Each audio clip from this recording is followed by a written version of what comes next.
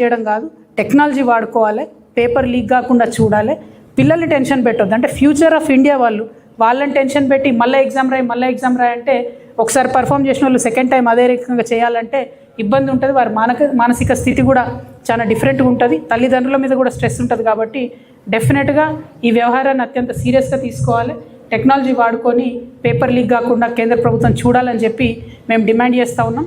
అందుకే మేము మా మేనిఫెస్టోలో కూడా చెప్పినాం, విద్యకు అత్యంత ప్రాధాన్యత ఇవ్వాలి, అత్యంత ఎక్కువ బడ్జెట్ ఇవ్వాలి, అత్యంత సెక్యూరిటీ ఇవ్వాలి. కానీ అది దేశంలో జరుగుతలేదు, రాష్ట్రంలో జరుగుతలేదు. ఈ విషయంలో మాత్రం సంపూర్ణంగా కేంద్ర ప్రభుత్వ వ్యవహారాన్ని మేము ఖండిస్తూ ఉన్నాం. Thank you.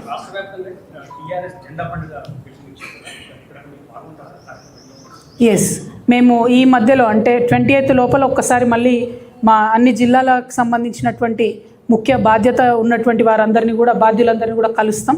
కలిసి ఈ నెల 20వ తారీఖు నుండి వచ్చే నెల 20వ తారీఖు వరకు తెలంగాణ రక్షణ సేన జెండా గద్దెలు నిర్మించుకోవడం, అన్ని చోట్ల జెండాలను ఆవిష్కరించుకోవడం ఆ కార్యక్రమాన్ని చేస్తాం. నేను కూడా చాలా చోట్లకి వెళ్ళి ప్రత్యక్షంగా కొన్ని జిల్లా స్థాయిలో, కొన్ని నియోజకవర్గ స్థాయిలో, కొన్ని చోట్ల మండల స్థాయిలో, ఇంకొన్ని చోట్ల గ్రామ స్థాయిలో కూడా జెండా పండుగ కార్యక్రమాల్లో పాల్గొనడం జరుగుతుంది. వచ్చే నెల అంతా కూడా మేము దాన్ని పునాదిగా భావిస్తూ ఉన్నాం పార్టీ నిర్మాణానికి. దాని తర్వాత కమిటీలు, దాని తర్వాత మెంబర్షిప్లు, ఈ జెండా పండుగ చేసేటటువంటి పర్ఫార్మెన్స్ బేస్డ్గానే బాధ్యతలు ఇవ్వడం, ఇటువంటి అంశాలన్నింటినీ కూడా టేకప్ చేస్తాం. కాబట్టి తెలంగాణ రక్షణ సేనతో ఇప్పటికే ఇంక్లూడ్ అయి పనిచేస్తున్నటువంటి వారు ఇంకా అనేక మంది జాయిన్ అవుతామని చెప్పి వస్తున్నటువంటి వారిని కూడా నేను రిక్వెస్ట్ చేస్తున్నా.